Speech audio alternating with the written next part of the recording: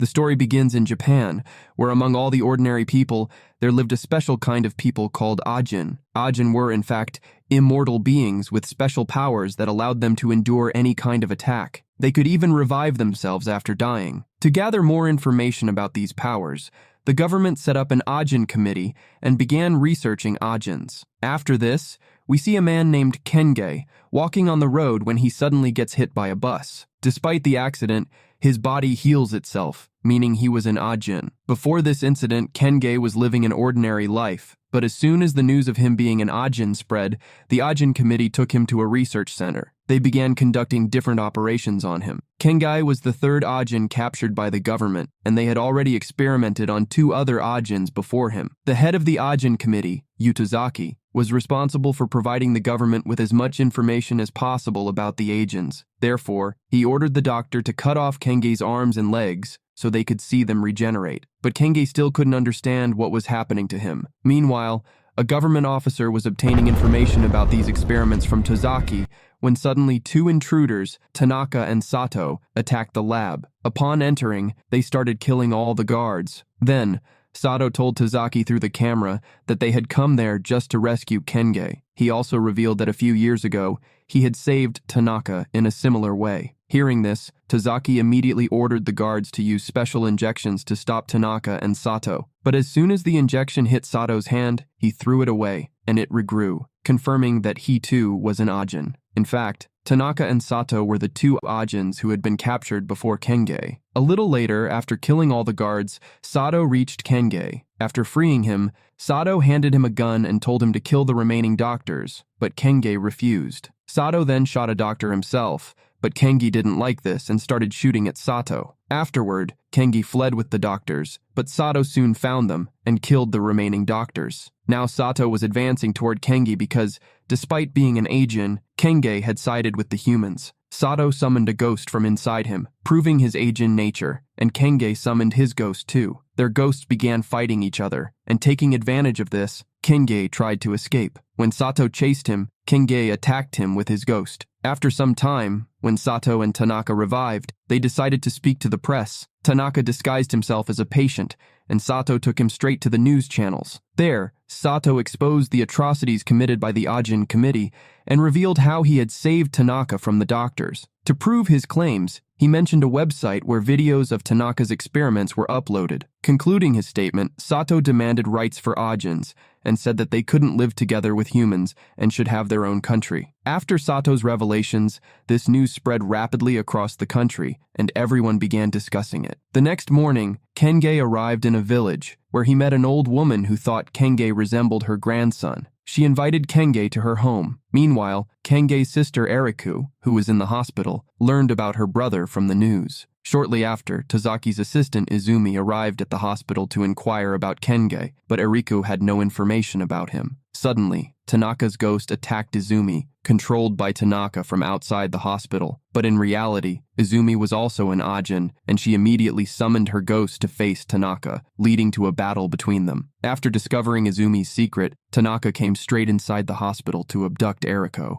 But by then, a crowd had gathered around them, and seeing this, Tanaka quietly left. Meanwhile, Tozaki was busy trying to prove the innocence of the government and himself to the media, claiming that all of Sato's accusations were baseless and completely false. On the other hand, Kenge continued living with the old woman, helping her with household chores. But one day, he heard news about his sister on the radio, and without wasting time, he secretly went to meet her. Kenge knew that Tanaka and Sato might attack Eriko again, so he took her with him to the old woman's house. Gradually, Kenge started working hard to make himself stronger, and now he was also learning to control the ghost within him. Meanwhile, Sato released a video in which he threatened the government, demanding that all their demands be met immediately. He warned that if the government didn't comply, they would destroy the health ministry. Along with this, he announced the date of the attack and invited all Ajins to join him. On the day of the attack, the health minister sat unbothered, confident that no one could harm him as long as the police were outside. But just then,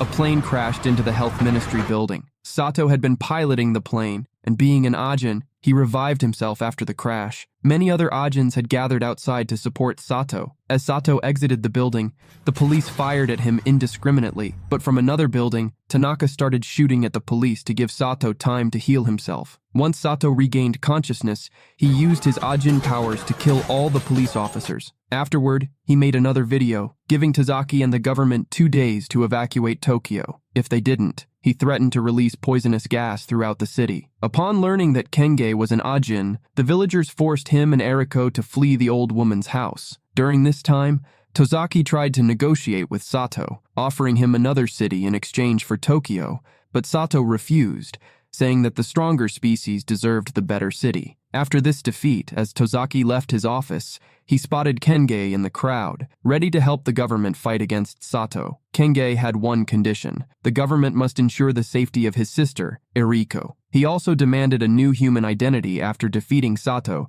so that he could live peacefully with his sister. Tozaki had no choice but to accept Kenge's terms. After this, Tozaki and the government began planning how to defeat Sato and his allies. Tanaka had been imprisoned in the research lab for 4 years, while Sato had spent 20 years enduring experiments that fueled his hatred for humans. Their goal now was to protect Ajins from humans at all costs. 2 days later, Sato and his men were fully prepared to attack the government. According to their plan, one of their men infiltrated the government office to hack the system. Meanwhile, Tanaka had taken everyone inside the building hostage. They began heading towards the roof to release the poisonous gas. However, Tazaki found the hacker and pointed a gun at him. On the other side, Tanaka, along with a few friends, reached the gas room, but suddenly, a black substance surrounded them from all sides. This substance had been created by Kengai using his ghost. Taking advantage of this, the police attacked Tanaka and his allies with special injections. Meanwhile, Sato was at a wood shop, but in the next second he appeared inside the building. Tanaka had brought Sato's severed hand in a bag, allowing Sato to revive himself in the room, surprising Kenge and the police, as no one had anticipated this. When the police tried to attack him, Sato used his ghost to kill them. He then revived Tanaka and went straight to retrieve the deadly gas. After obtaining the gas, Sato rushed to the roof, where he had called Kenge for a showdown. A fierce battle ensued between Kenge and Sato, while their ghosts fought each other as well. Meanwhile, Tozaki located Tanaka, but just then, Tanaka used his ghost to attack him. At the last moment, Izumi arrived to save Tozaki. Izumi and Tanaka then began fighting, with their ghosts equally engaged in the battle. Amidst the chaos, Tozaki found the right moment and attacked Tanaka with a special injection, rendering him unconscious. Meanwhile, the fight between Kenge and Sato continued, but this time Sato was impressed by Kenge's new form. Taking advantage of the situation, Kenge slyly injected Sato with the special serum, but in the process, he also lost one of his arms. Despite Sato being unconscious, his ghost was still alive, and it immediately killed Sato to revive him. Seeing this, Kenge felt deeply disappointed, as he had no more strength left to fight. But as Sato advanced to attack him, many police officers arrived and froze both of them with liquid nitrogen gas. As a result, they both froze on the spot. The police then shattered their ice sculptures into tiny pieces to ensure they couldn't revive themselves. But a little later, Kenge used his severed hand from the fight to revive himself. He then broke through the glass and ran straight outside, and with that, the video ends here.